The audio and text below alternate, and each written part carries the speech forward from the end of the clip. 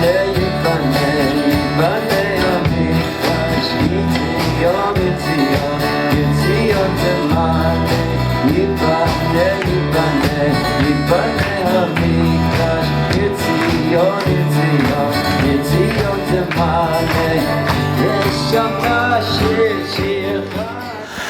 hi everybody, Shalom, and good to have you.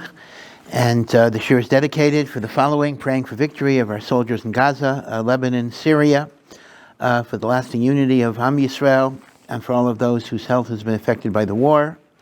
Refuah Shlema for Baruch ben Frida, Aliyat Neshamot for Shalom ben Freicha, Yitzchak Hirsh ben Eliezer, the grandfather of Yosef Kalimi, a friend of mine, Reuvain ben Yosef, Zechrono Livracha, Aaron ben Kamcha, whose yahrzeit is tonight, Naftali, Yona ben Daniel and Batya Miriam. And tonight's class is dedicated again, Lezecher Nishmas, Rabbi and Mrs. Philip Finkelstein, by their children, Ephraim and Naomi Finkelstein. Again, a major influence in my life. And finally, in the lives of many others, and finally, a special dedication. The Jacobic siblings are sponsoring the shir in honor of their parents, Shimon and Shana Jacobic, their wedding anniversary, a new great-grandchild. They should have continued gesund and hatzlacha in gratitude to YIBONEH and Rabbi Breitowitz for weekly inspiring words of Torah. I always read what's in front of me. Okay. Finishing touches are being made for the new YIBONEH Community Center. As I said a few moments ago, I was zoche to see it this morning. It is really fantastic. It'll be a beautiful place. Special thanks to a few generous donors. We were able to start the renovations. Because of that help, please consider various ways to help complete the work, as a special dedication list is on the YIBONEH website, and general contributions can be made directly for this project using the link in the YouTube description box and on the website. Again, as I say, it's a wonderful opportunity, and will be a major makom of Arbatzas Torah and Avodas Hashem here in the neighborhood. And because it's right next door to a good bagel shop, you can get something to eat before, or even, I don't know how late they're open, but even after the shir maybe, as well. So, as Chazal say, Yemein Kemach, if there's no flour, there's no Torah. So, Baruch Hashem, this is Kemach and Torah.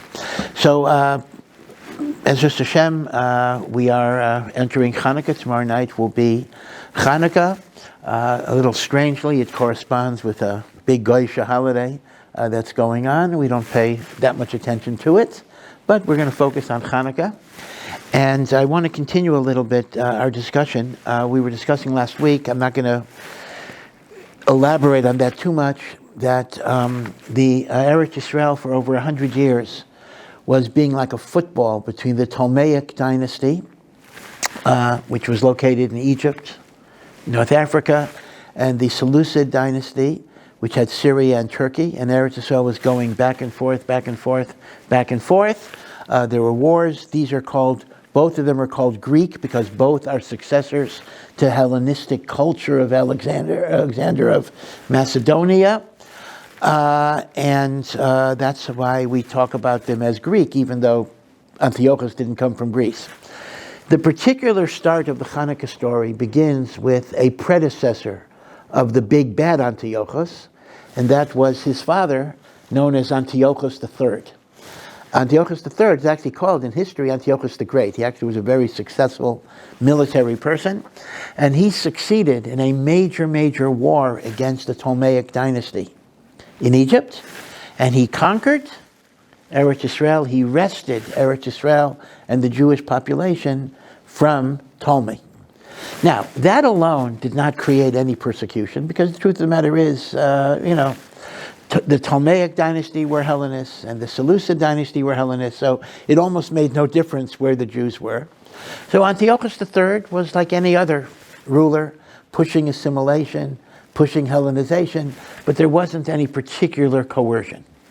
What happens then is Antiochus III dies and is succeeded by his son, Antiochus IV. Antiochus IV is, if I can say it, our Antiochus. He is the villain of the Chanukah story. He is known historically, he gave himself the name Antiochus Epiphanes, which kind of means Antiochus the divine or the magnificent. Behind his back, his own people changed a letter. Instead of calling him Antiochus Epiphanes, Antiochus the divine, he became known as Antiochus Epimanes, which means in Greek, Antiochus the insane. His own people considered him to be crazy. And he was Mechadesh, a new way of expressing hatred towards the Jewish people that actually was unique. He was the first king to make direct decrees against the practice of the Torah. Now, this may sound very surprising to you because we had all sorts of bad guys before him. But it's interesting. Let's take Nebuchadnezzar. Nebuchadnezzar destroyed the Beis HaMikdash. Yeah, obviously. Nebuchadnezzar exiled the Jewish people. Nebuchadnezzar murdered tens of thousands, maybe hundreds of thousands of Jews. But this was actually political. This was egotism. This was power. This was control. Nebuchadnezzar didn't care. As long as you paid your taxes and as long as you honored him, you could learn Torah, keep Shabbos. He really didn't care one way or the other. Same thing with Paro. Paro enslaved us, persecuted us. Paro didn't care what you were doing in the privacy of your home. The first king, at least the first non-Jewish king, we may have had some Jewish kings that tried to deliberately extinguish Torah. Achaz, for example. It's interesting. We see that from the Jewish kings. But the first non-Jewish king who deliberately targeted the practices of Judaism was Antiochus. Haman didn't do that, right? Haman didn't care from, not from. Haman was like Hitler. But Antiochus did target the practices of Judaism, Shabbos and Kashrus and Rosh Chodesh. And there were even rules that a woman on her wedding night first had to have relations with a Greek official, and they weren't allowed to go to the mikveh. Oh, there are all sorts of different stories of different types of persecution. Now, what was Antiochus' agenda? So Antiochus' agenda apparently was he wanted to speed up a process of assimilation and Hellenization that was happening anyway. Meaning, from the time of Alexander, Litzarenu, more and more Jews were intermarrying, more and more Jews were assimilating, more and more Jews were abandoning the Torah, just like we see today. And Antiochus didn't have to accelerate the process, but he wanted to make it quick because there were still a few holdouts. So he made all sorts of persecutions in which people who kept mitzvot, if they were found, they would be killed. And there were many, many instances of Jews who died al kiddush Hashem rather than give in. But I do want to point out the very sad reality that a majority of the Jewish people were not keeping the Torah at this point. Meaning to say, whether it's because of the assimilation that occurred before Antiochus IV, or whether it was because of the gezeros of Antiochus IV, more and more Jews were abandoning the Masorah. So what you have is you have a small group of people, and the spiritual leader of the rebellion against the YIBONEH was a very, very elderly person who died before the Chanukah story, and that is Matisyahu. And Matisyahu gathered his 5 sons, and he said, we have to fight this. We have to stand up. We have to establish the primacy of Torah in the Jewish people.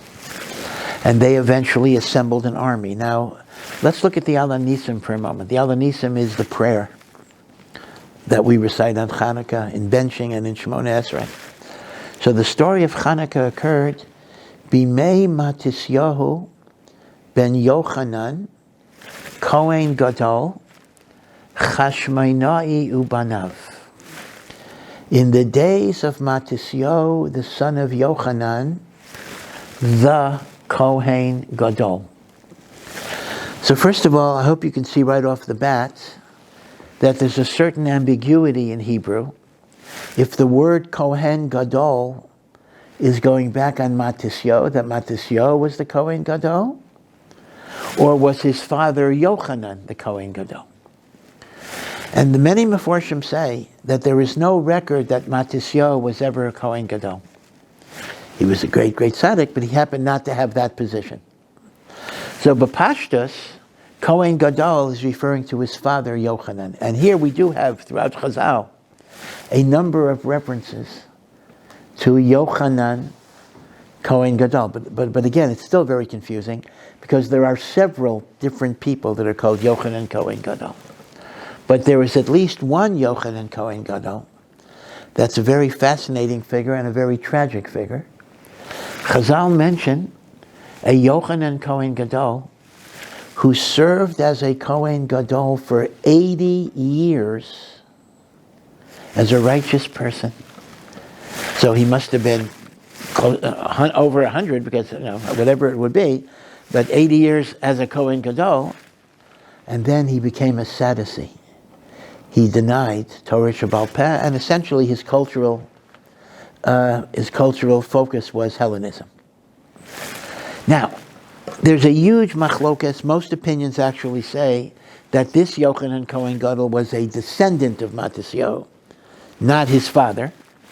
But there is a minority view that actually says Yochanan Kohen Gadol was none other than Matisyahu's father.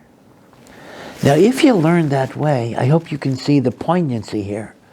Why was this aged Matisyahu so adamant? We gotta fight this. We have to uproot this. Because he saw the tragedy in his own father. His father was a tzaddik. His father was righteous. But he got caught up in this fever or this cancer or whatever you want to call it. And it destroyed him. And Matisyahu saw that if even the tzaddikim of Klal Yisrael could be destroyed, we have to be willing to risk our lives, to stand up for Hashem, stand up for the Torah. So that's the Matisyahu ben Yochanan Kohen Gadol. But then it goes further and says, Chashmonai Ubanav. So first of all, let me point out a very interesting thing that people don't realize. There is a nusach in Al HaNisim that actually reads, in the days of Matisyahu ben Yochanan Kohen Gadol, Chashmonai Ubanav. According to that, Chashmonai is another person, meaning Al HaNisim is actually describing two different leaders of the revolt against Yavon.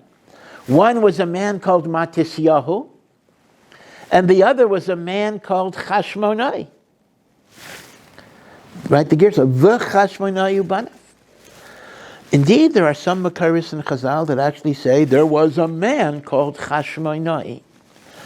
But most Meforshim, if you look in standard translations, there's no Vav, so most understand that Chashmonai is a modifier of Matisyahu. That Matisyahu is called the Chashmonai. So why is that? So what does Chashmonai mean? What does Chashmonai mean as a word? So there are a few different interpretations. Some focus on a word in Tehillim called Chashmanim. Chashmanim are nobility. In fact, if you remember Ma'oz Sur, the memory might be fading, but then tomorrow night you'll be singing it again. So Ma'oz Sur, in the stanza about Chanukah, says, Yivonim nikbetzu alai, the Greeks came against me, azai bimei chashmanim, in the days of chashmanim. So instead of chashmonaim, chashmanim, and that is a word that appears in Tehillim, and it means nobility. So chashmonai is a corruption of that word, so it means noble, great. That's one pshat.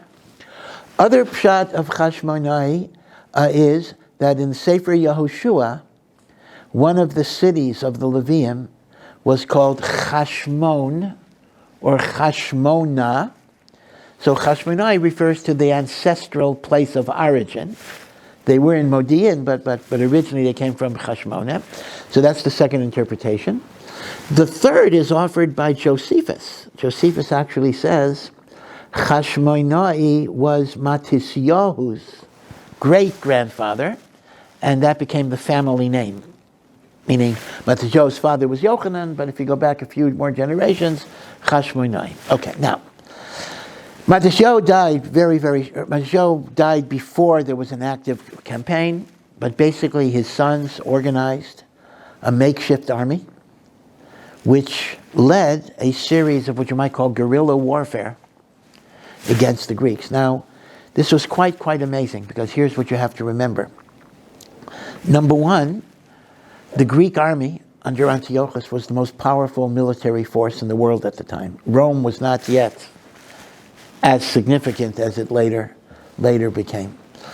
The Jewish army was untrained. The Jewish army was unarmed. They did not have adequate supplies. They did not have all that they needed. And not only that, this is critical, a majority of the Jewish people did not support this revolt. A majority of the Jewish people looked at them as religious fanatics. A majority of the Jewish people were happy with Greek culture. In fact, in some perverted way, you can even look at Antiochus as a civil libertarian. Antiochus was not anti-Semitic. Antiochus said to the Jewish people, you can be anything you want. Just get rid of your Torah. Again, unlike Haman. Haman is like Hitler. Hitler didn't care. From, not from. You could be a Jew converted to Christianity and you would die in the concentration camps. Antiochus is exactly the opposite. The only thing Antiochus cared about was to take Jews away from Torah. And if you abandon the Torah, you're fine. So, here's the thing. You have this army, which is small, untrained, and they don't even have the support of their own nation. But they persevered. Now, from a secular standpoint, this is quite remarkable. And I understand that during the Vietnam War, where the United States was facing, guerrilla warfare from a small ragtag collection of rice paddy farmers, and it turned out that the rice paddy farmers with the funny hats won, essentially. The United States never declared that, but basically they had to withdraw without accomplishing what they wanted to accomplish. So West Point looked to the book of the Maccabees to kind of understand military strategies, as it were. Now, at some point what Antiochus did was, as he's fighting, he enters the Beis HaMikdash, his army enters the Beis HaMikdash. He desecrates the temple. And by desecration, I mean real desecration. Houses of prostitution were built in the Beis HaMikdash itself. Altars were erected and statues were erected to Avodah Zarah in the Beis HaMikdash itself. Chazerim, pigs, were sacrificed on the altar.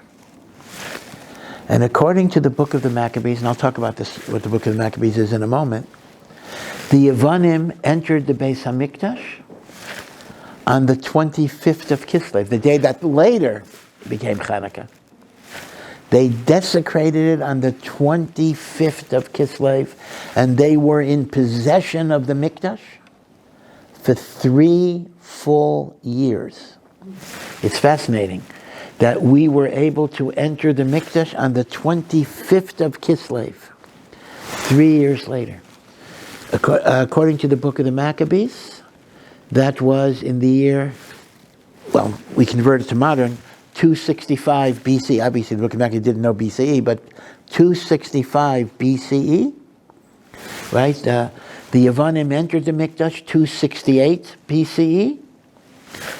We gained control of the Mikdash 265 BCE on the 25th of Kislev, and then the Chanukah story unfolded.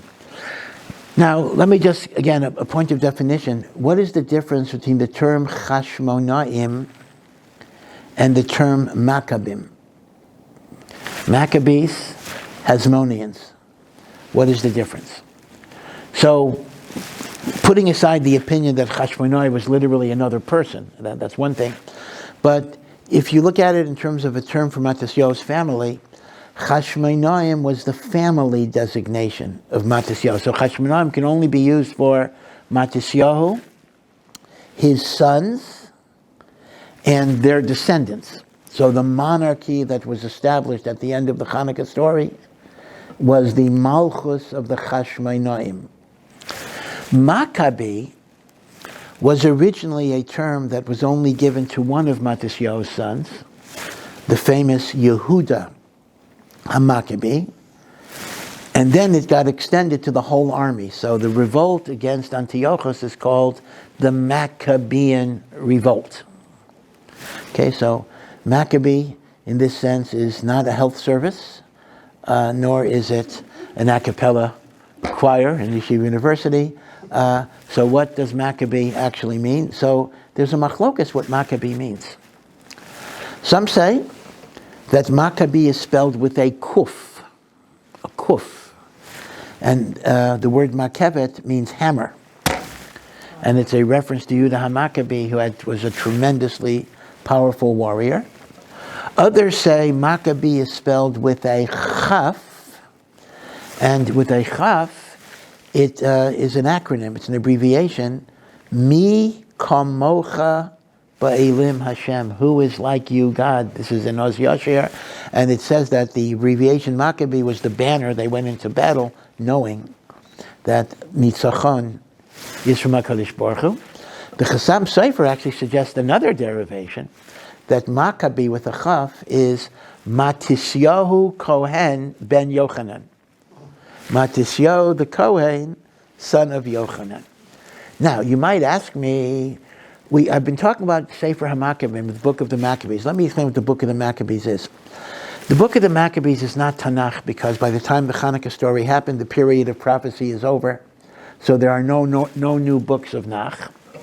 But it's in what is called the Apocrypha, which is called, the Hebrew name for it is Svarim Chitzonim, the excluded books.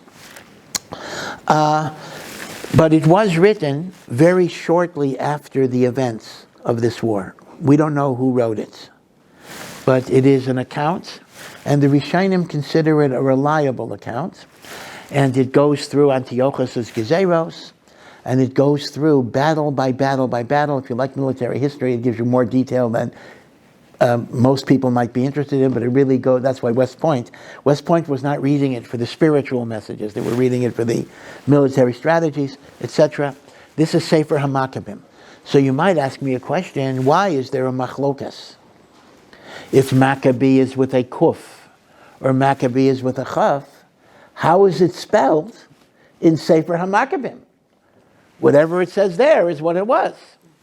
The answer is, we do not have the original book of Maccabim in Hebrew. Now, we don't know. Either it was not written in Hebrew originally, or the Hebrew was lost. We only have the book of the Maccabees in Greek. Now, there are, of course, Hebrew versions of the book of the Maccabees, but they are translations from the Greek. They are not an original. In Greek, the word Maccabee, you don't really know what it means in Hebrew. So as a result, you don't know. And that's why we have a machlokas. It is fascinating, a little counterintuitive in a sense, that if the Maccabee revolt is against Yavon, why would the book of the Maccabees be written in Greek? But maybe that's the point. Maybe that was the Kira Verchokim idea, that maybe the notion was that after we achieve this great, glorious victory for Hashem, we want our assimilated brethren to also come back to Hashem. So we write a book in Greek to bring them back. Now, in truth, some people call the book of Maccabees Sefer HaMaccabim, Sefer Chashmonaim. You'll see two titles, but its real title is Sefer HaMaccabim. And what's interesting is, in the Apocrypha, there's four, just like we have Malachim Aleph, Malachim Beis, there's Maccabim Aleph, Maccabim Beis, Maccabim Gimel, Maccabim Dalet. There are 4 books of the Maccabees. But in truth, Maccabees 3 and 4 are not about Chanukah at all. I mean, they're about philosophical discussions, so really, I don't even know why we're called books of the Maccabees. But what's relevant to us is Maccabim Aleph and Maccabim Beis, which has a lot of overlapping history. But I want to point out an interesting nekudah. And that is, if you read both Maccabees 1 and Maccabees 2, and we ask a very simple question, why is there a holiday called Chanukah? What is Chanukah commemorating? What is the reason why our sages enacted a Chag? So most people instinctively say, oh, well, there was this miracle that we found a jar of oil, and it only had enough oil for one day, and it lasted for 8 days. So that's why we have an 8-day festival. That is not what the book of Maccabees says. The book of Maccabees says that when we finally entered the Beis HaMikdash, after 3 years, and we were able to dedicate it, purify it, consecrate it, we instituted an 8-day dedication ceremony. And of course, that's what the word Chanukah means.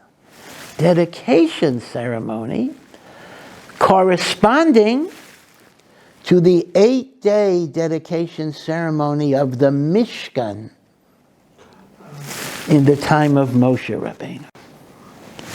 So, Sefer HaMakkabim Aleph says the 8 days of Chanukah is Chanukat Habayit, the dedication of the temple. So I just want to add a little, by the way, the Maharal says, the Maharal who did not read, does not have access to the book of Maccabees, says the same thing on his own. Maharal of Prague was Mechavein to the book of the Maccabees. So I just want to add the following ha'ora. It is true that the dedication of the Mishkan was an 8-day dedication. But when Shlomo HaMelech built the first Beis HaMikdash, the dedication was 14 days. The book of Melachim says that. So why, when the Maccabees dedicate the Beis HaMikdash, the second temple, why did they do it 8 days instead of 14 days? Or even maybe longer? Why was it done 14 days to begin with? Say again? Why was it done 14 days to begin with? Well, that's, I don't know. I mean, Shlomo HaMelech wanted it to be 2 weeks, to have 2 complete weeks of dedication, including Yom Kippur, by the way, because the dedication concluded on Shmini Atzeres, and Chazal tell us that year they ate on Yom Kippur because they were celebrating the dedication of the Beis HaMikdash. So here's what I want to add a little bit. There's a Medrash Pesikta that says an interesting idea, that when the Jewish people began constructing the Mishkan after Yom Kippur, they were actually finished in the month of Kislev. And they could have dedicated the Mishkan in Kislev. But Hashem wanted to defer dedication of the Mishkan till the month of Nisan, which is when it was dedicated, because that was Yitzias Mitzrayim, that was the birth of Yitzchak, etc. So, as the Midrashim often say, the month of Kislev was very upset that it lost the chance to be the month of dedication. So Hashem promised the month of Kislev, there will be a future dedication that you will get in times of Chanukah. So now it's very beautiful. It turns out the dedication of Kislev was a makeup for Kislev missing the dedication of the Mishkan. That's why the number of days of that dedication is going to be 8 days rather than 14 days, because it corresponds to the Mishkan. Now, with Sefer HaMakkabee, you actually have a wonderful, wonderful answer to the most famous question of Chanukah. Famous question. Everybody knows this question. This is known as the question of the Beis Yosef, although earlier people do ask him. That is, why is Chanukah 8 days if there was enough oil for one day?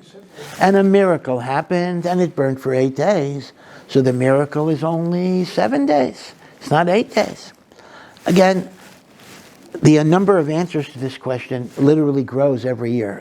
When I was in yeshiva, I think people said, oh, there are 50 answers to this question. A few years ago, a sefer came out with 500 answers to this question. Now, I saw a sefer that has 1,000 answers to this question. Talk about answer inflation. Now, to be fair, a lot of what people are calling different answers are not really different answers. Like they change a tiny little thing in an answer and they make it a different answer. Okay, Beseder. But, as I say, answers abound. So obviously any answer I give you is literally one out of 1,000 or more. But, like the book of the Maccabees, it's Gavaldik. The reason why Chanukah is 8 days is not because of the miracle of the oil. It's 8 days because the dedication of the Beis HaMikdash was 8 days, just like the dedication of the Mishkan. So Chanukah is 8 days because the Chanukah was 8 days. You see? So it doesn't depend on the miracle of the Neiros. Now, Maccabees number 2 gives another reason why Chanukah is 8 days. And it says the following. For 3 years, the Jewish people did not have access to the Beis HaMikdash. Besides the war, they didn't have access to the Beis HaMikdash. That means they did not fulfill any of the mitzvos connected to the Shalosh Regalim, Korban Pesach, Shavuos, Sukkot. And finally, they have the ability to go to the Beis HaMikdash. Now, the closest regal that they missed, right, the last thing that they missed, was the holiday of Sukkot. Now, Sukkot is actually an 8-day festival, essentially, because you have 7 days of Sukkot, followed immediately by Shmini Atzeres. So they made Chanukah 8 days as a makeup for the 8 days of Sukkot that they missed. Now, this is a non-halachic makeup because you can't make up. If you miss Pesach, you can't. I mean, there is Pesach Sheni for the Korban Pesach, but if you miss the holiday of Pesach, you can't make it up. If you miss Sukkot, you can't make it up. Well, Pesach Sheni is for the Korban Pesach, but you can't make the Yom. You don't have a Yom. It's not a Yom Tov. You can't make up a Yom Tov. You can't make up Sukkot for sure.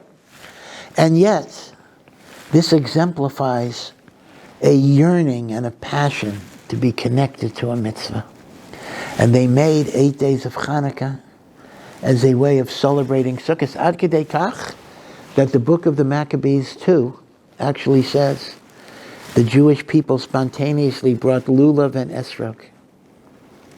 In other words, imagine, they weren't able to celebrate Sukkot like just 6 weeks before or whatever.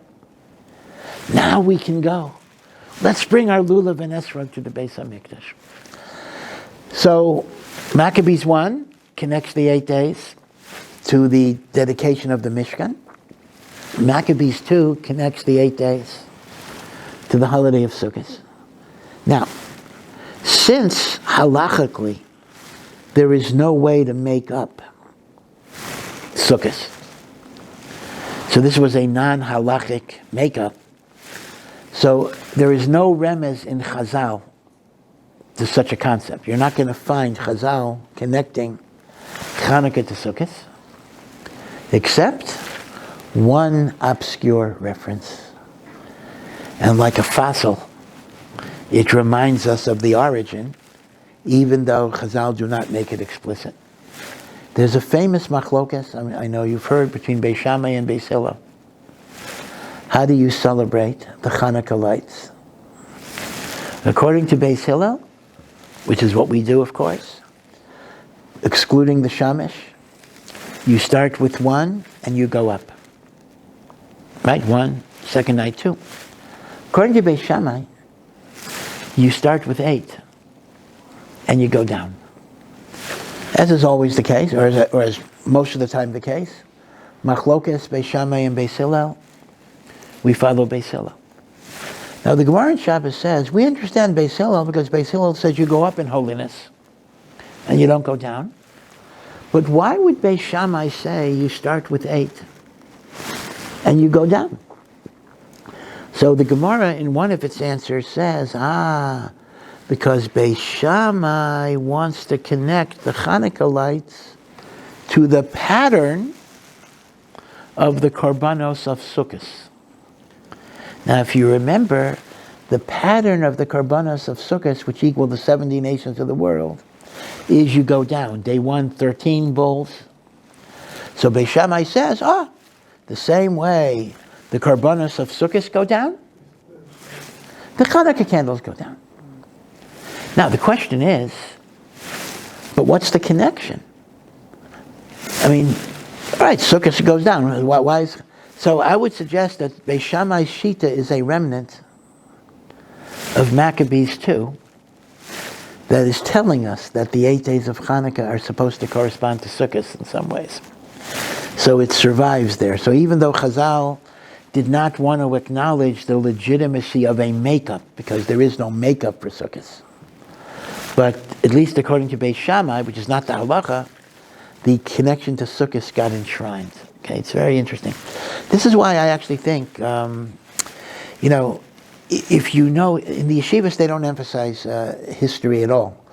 So we learn Gemara, etc. But if you understand some of the historical background, you actually understand the Chazals much better if you understand the concrete history here. Now, another point I want to point out is Maccabim Aleph, Maccabees 1 and Maccabees 2 cover the same territory. They describe the same rebellion and the dedication of the Beis HaMikdash. But they have a different emphasis. Now, I want to say both books are holy books. They are not secular books. I don't mean they're holy like Tanakh, but both books proceed from Emunah in Hashem, Shemiras HaMitzvos. They are not secular in that way. We don't know. That it's really anonymous. We don't know who the author is. But both books have a religious tone. That this is a milchama, not for political independence. This is not a milchama for statehood or nationalism. This is a war so we can keep the Torah. Both books have that same orientation. But they emphasize a different nekudah. Maccabees 1 emphasizes the military heroism of the Chayalim. It goes through every battle. It talks about the courage of the warriors. It talks about their commitments to defeat the enemy for spiritual reasons. Right? It's a song of praise to the military strength that Hashem had given the Jews. Maccabim 2 has a different emphasis. There are many stories of martyrdom.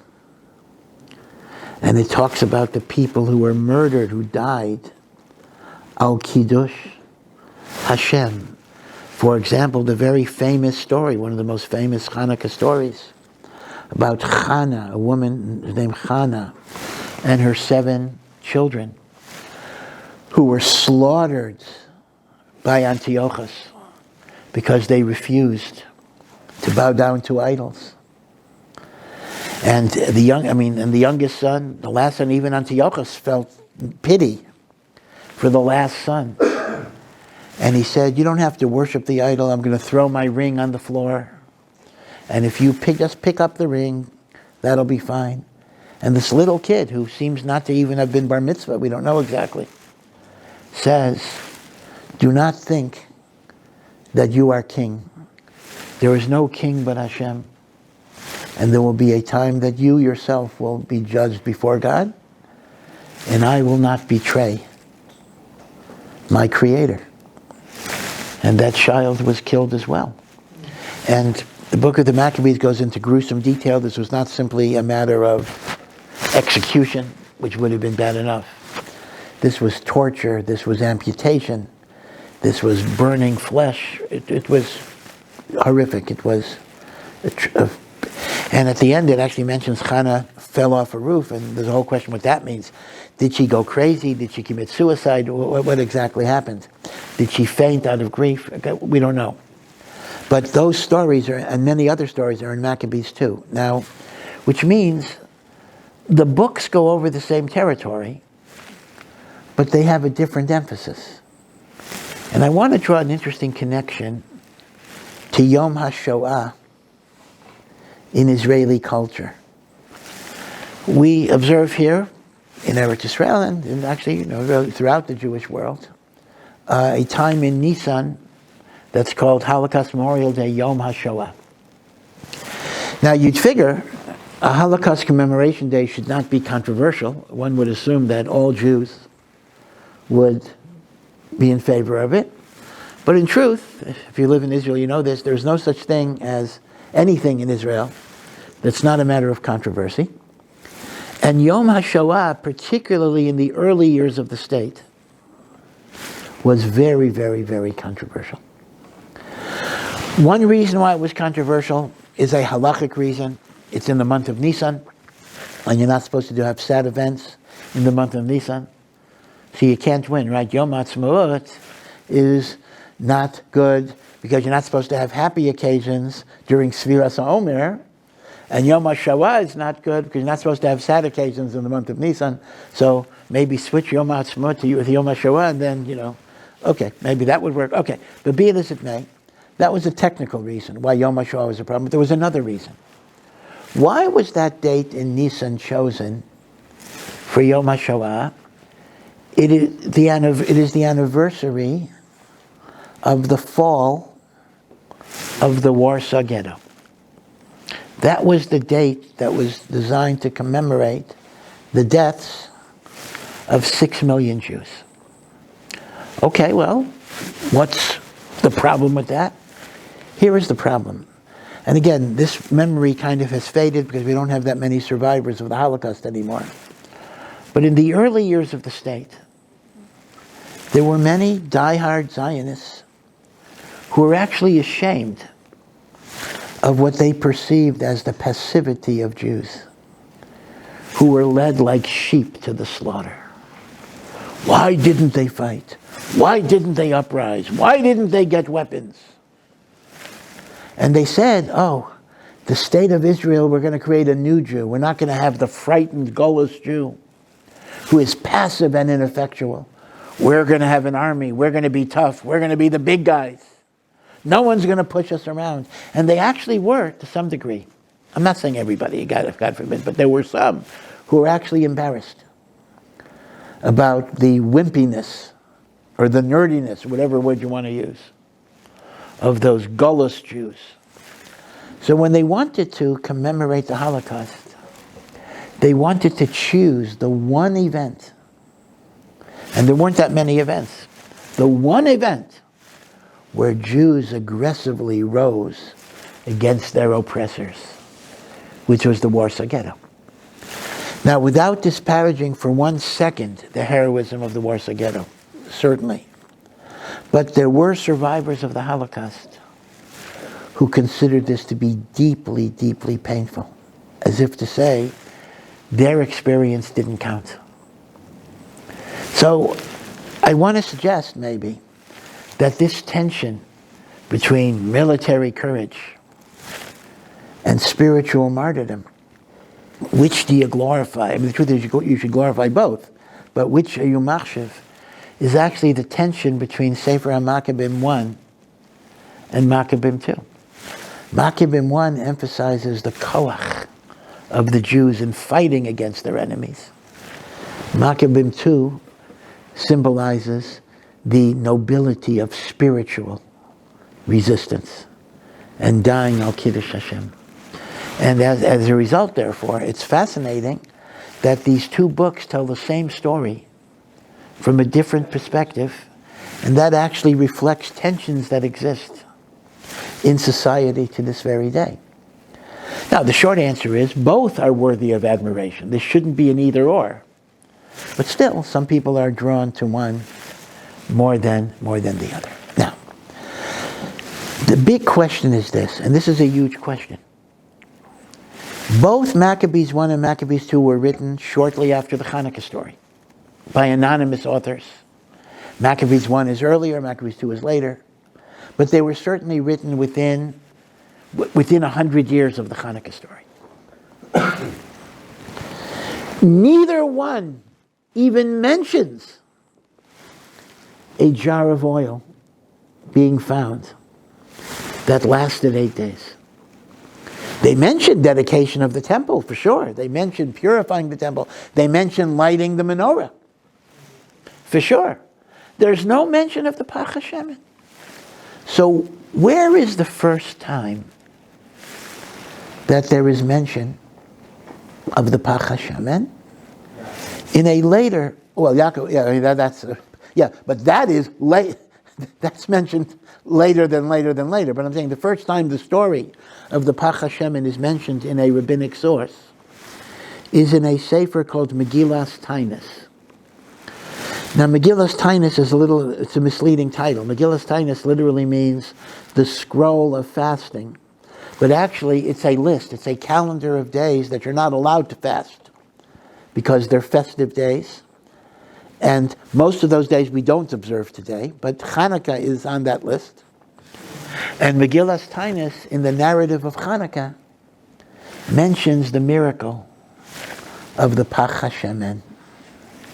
Now, when was Megillas Tainus written? Megillas Tainus was written shortly after the destruction. I'm sorry, not after. It was written shortly before the destruction of the second Mikdash. Now, the second Mikdash was, let's say, destroyed in the year 70. So, again, let me remind you, the miracle of Chanukah occurred in what? 265 BCE. 265. Megillas Tainus is at least 250 years after that. So the first mention of the Pach HaShemen is more than 250 years after the Chanukah story. So what are the implications of that?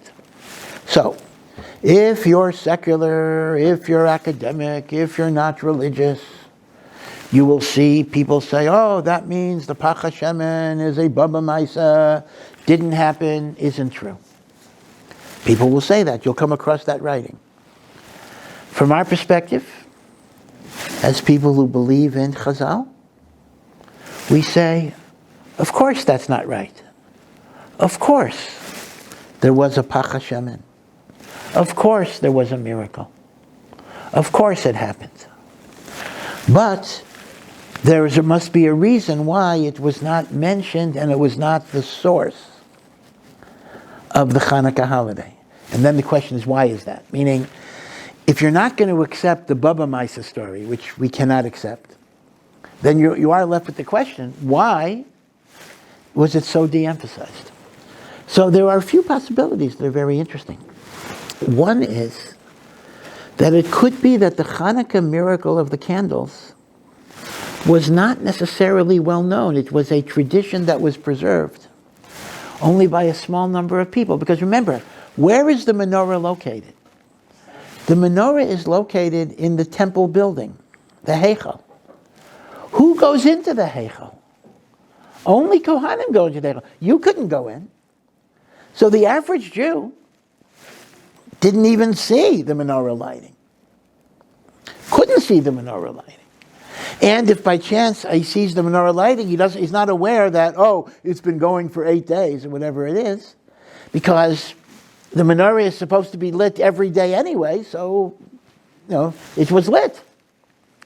So one possibility simply is that it was not a miracle that was yadua, so to speak. That's one idea.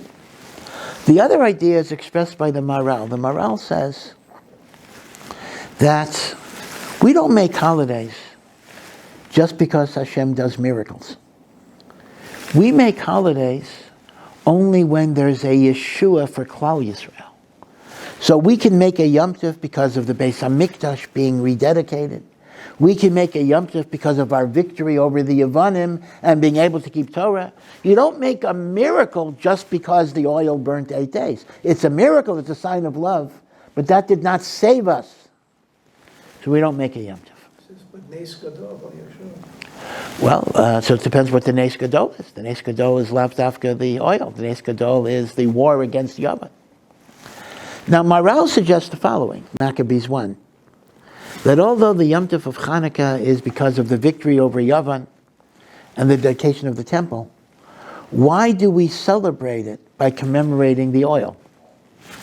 So he says like this. He says, Hashem gave us the miracle of the oil because to show us that our military victory does not come from us. The Torah warns us over and over again that when we are successful in Milchama, we are prone to the hazard of kochi v'yotzim yadi. So what Hashem does is, after we achieve this tremendous success, and there's a danger of hubris and arrogance, Hashem does a supernatural miracle to convey to us the idea that it's not you that achieved the victory. It's what I gave you. In other words, listen, 1 day of oil, inadequate. But it burns for 8 days, so you're inadequate too, meaning don't think you have the koach. Right? West Point got it wrong. West Point reads the book of Maccabees to show how great the Maccabee army was militarily. Maral says that's exactly the point in the other direction. It's only through the light of Hashem. So, according to this, we do celebrate, we do commemorate the Pach HaShemen by lighting the Neiros. But the lighting of the Neiros is designed to give us our true perspective on the war. That the nitzachon of the milchama is from Hashem. And that's why I should also add in the Al HaNisim prayer. It's a famous question. When the Al HaNisim prayer tells you about Chanukah, it does not mention the oil that burnt for 8 days. It only mentions that God gave us victory in order to keep the Torah. The many were defeated by the few. The impure were defeated. Right? And people ask the question. It's another famous. This is probably the second, after the Beis Yosef's question. This is the second most famous question in Chanukah. Why does Al HaNisim not mention the Pach HaShemen? And by the way, some people will give you an answer, but it's not a good answer. They'll say, well, yeah, it does mention it, because it says they lit the menorah. Come on. It's not talking about the miracle of lighting the menorah, because it just says that when they dedicated the temple, they lit the menorah. There's no remez in those words to anything supernatural. The answer is Pashat. Because Al HaNisim says Chanukah is about rededicating the temple and reestablishing the Torah. It is not about the miracle of the Pach HaShemen. But, as Maral says, the miracle of the Pach HaShemen makes us realize that the military victories came from Hashem. So we need the miracle of the Neiros to approach the Nitzachon in the proper perspective. And that's why the Al HaNisim doesn't mention it, because it's really augmenting the primary idea that Hashem gave us this victory. But now there's a final point I want to make that I actually think is an extremely powerful point. So, the YIBONEH desecrated the Beis HaMikdash in the year 268 BCE, 25th of Kislev. 3 years later, 265 BCE, we re-enter the temple, and although the book of Maccabees don't mention it, but that's when we found the Pach HaShemen that burned for 8 days. And we had the Chanukah Tabayas of 8 days. Now, we also know that eventually the Jewish people established a monarchy, Hasmonean monarchy. And so we tend to think that all of that happened at the same time. Rededication of the Mikdash, getting independence in Eretz Yisrael, establishing a monarchy. It all happened at the same time. In reality, if you look in the book of Maccabees, the Chanukah story did not happen at the end of the war. The war continued for more than 25 years. Meaning, all we gained on Chanukah was the Beis HaMikdash. We were still in a state of war. There was still persecution. Eretz Yisrael was not liberated entirely for 25 years. And Shimon, the last surviving son of Matisyahu, was not proclaimed Melech till 240 BC. That's 25 years later. Meaning, Chanukah was not the culmination of a milchama. Chanukah occurred 3 years into a war that would last another 25 years. This is what the book of the Maccabees says. Now you might ask, okay, why is that important? Is there any importance in moving the Chanukah miracle to the beginning of the war instead of understanding it to be the culmination of a victory? There actually is. And that is the following. If the miracle of the Shemen would have been at the end of the process, meaning, Baruch Hashem, we beat the YIBONEH, Baruch Hashem, we established our Malchus, Baruch Hashem, we have the primacy of Torah, Baruch Hashem, we have the Beis HaMikdash, and look, God even showed us this miracle of the oil. That would have been very nice. That would have been a cherry on top of the sundae. That would have been frosting on the cake. That would have been a divine kiss in addition to everything else. And that's what it would have been. But when it's in the middle of the war, towards the beginning of the war, 3 years into the war, that's going to last another 25 years, the message is very different. Imagine if you're a Maccabee, and every morning you wake up, or maybe you don't sleep at night, and you're going to spend the day fighting this war against the most powerful army in the world. It outnumbers you. And you don't have the support of your own people. Well, at some point you might come to the conclusion, it's impossible. Why should I keep on fighting? What am I struggling for? It's so hopeless. It's so useless. We get an inch of land today and we lose it tomorrow.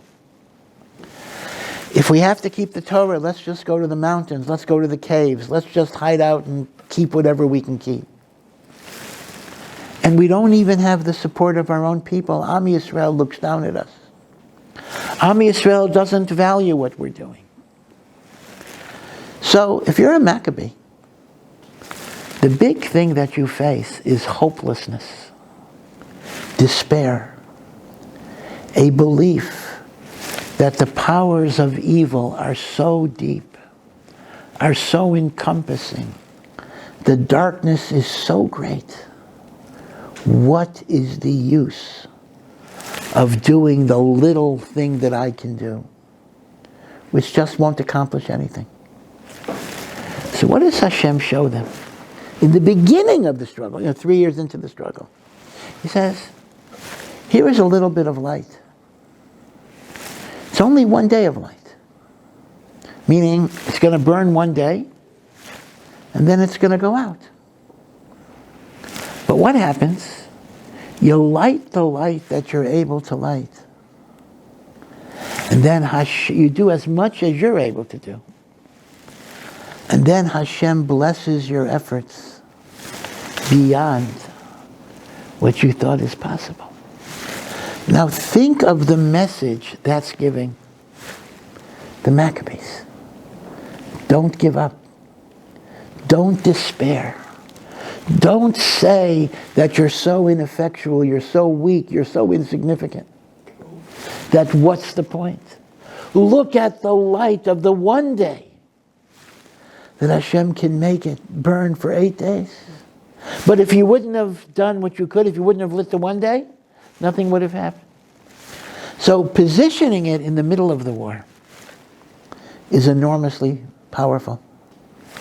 It's Hashem giving them the message of hope, the message of courage, the message of not giving up. You look at your life and you say, what's the point? Now, this is a message that is enormously important for all of us, because there are many types of darkness in the world.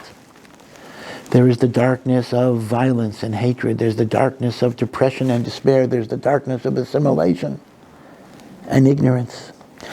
And our job as Yidden is to try to bring a little light in that darkness. But we often feel the darkness is so great. The darkness is so deep. What little thing could I add to this? I light a little candle, it'll go out real soon. My influence is not going to spread. How can I fight this? It's too much. Chanukah says, light the light that you can. And then Hashem will bless it beyond what you thought is possible. So here too, history is not just history. The issue, Did the Chanukah miracle happen at the middle of the war or beginning of the war? Did it happen at the end of the war? The Rambam is mashma, it happened at the end of the war. The Book of Maccabees implies it happened the beginning of the war. 3 years into the war. So a person thinks it's just a matter of history. But no, I think there's an enormously powerful message. In the middle of the battle, Hashem is telling you, don't give up. And all of us, even if we're not chayalim, we're fighting the battle of life. Life, in many ways, is a battle. And we got to fight it. And we get discouraged. And we feel helpless. And we feel hopeless. And Chanukah says, light the light that you can. And then I will bless it beyond what you thought is possible. That is the central message of what Chanukah is about. Now, the notion of Chanukah as being a dedication of the temple, the Svarim tell us it also applies to dedicating the temple of our souls. Because each one of us are supposed to be a place where God's Shekhinah dwells. So the Chanukah Tabayit is not just the dedication of the Beis HaMikdash. The Chanukah Tabayit is being mechanech, our heart and our soul, to be a dwelling place of the Shekhinah. So, B'ezras Hashem, we hope once again that the darkness of the Chatufim, that they were still facing this darkness, and the darkness of our Chayalim that are struggling, should be replaced with the great, great light of Chanukah. And the great light of Chanukah should also illuminate the darkness that all of us face in our own struggles, on whatever level it is. So, again, a Freicha Chanukah, happy Chanukah.